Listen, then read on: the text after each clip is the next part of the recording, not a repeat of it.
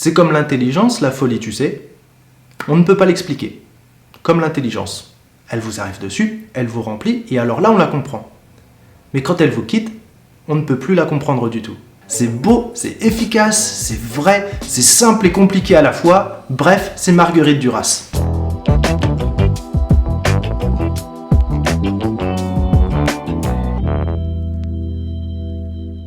Pas facile de parler de la littérature du XXe siècle sans mentionner Marguerite Duras. Du coup, j'essaye même pas. Elle avait une grande gueule, elle n'était pas appréciée de tout le monde, elle avait beaucoup de problèmes, et pourtant, quel talent! Marguerite Duras est née en 1914, pas loin de Saigon, et ses deux parents travaillaient dans l'éducation. Elle passera son enfance dans cette partie du monde, mis à part pour 2 années où elle reviendra en France suite au décès de son père quand elle avait 6 ans. Une fois son bac de philo en poche, elle reviendra en France et poursuivra ses études jusqu'à l'obtention d'un diplôme de sciences politiques. Elle se marie avec Robert Antelme en 1939, juste après que celui-ci soit mobilisé dans l'armée. En 1940, la France est occupée, et ça devient un moment un petit peu bizarre pour les intellectuels de l'époque. Marguerite Duras travaille au comité d'organisation du livre, où elle est chargée de distribuer les quotas de papier aux maisons d'édition. C'est un travail très contrôlé par l'occupant allemand. C'est là qu'elle rencontrera Dionys Mascalo, qui deviendra son amant. C'est moi ou il y a souvent des histoires d'amants avec les écrivains français? À la même époque, elle met au monde un fils mort-né et son frère décède en 1942.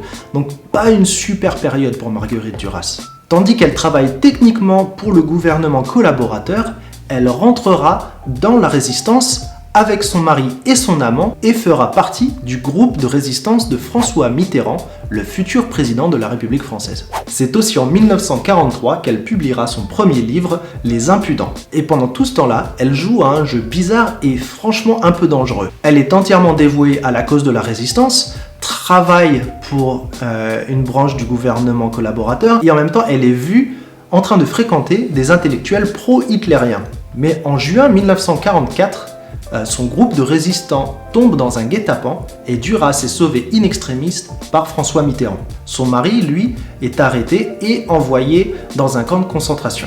Pour tenter de le sauver, Marguerite Duras séduira l'agent de la Gestapo qui a arrêté son mari. Bon, par contre, après la libération, elle s'assurera que le mec soit condamné à mort.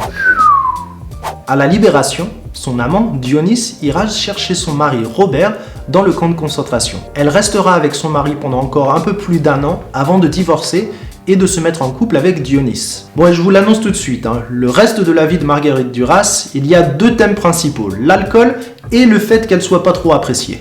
Par exemple, elle entre au Parti communiste en 1944, mais s'en fait débouter en 1950 parce qu'elle n'était pas très gentille avec tout le monde. Fin des années 50, elle rencontrera son 3e compagnon, avec qui elle va rester 4 ans, et l'un de ses romans est adapté au cinéma pour la première fois. Dans les années 60, son succès s'étend au théâtre, et comme elle aime pas vraiment les adaptations de ses romans au cinéma, elle se lance dans la réalisation de films aussi. Donc ses succès vont du roman au théâtre, au cinéma. Juste pas aux relations humaines en fait. Mais son plus gros succès littéraire n'arrivera pas avant 1984, quand elle publiera L'Amant. Elle gagne le prix Goncourt avec ce livre, et laisse une marque indélébile dans l'histoire de la littérature française. Bon, je vous passe les détails sur la fin de sa vie, sa relation avec Yann, la fois où elle est restée 5 mois dans le coma, ses prises de bec avec globalement tout le monde.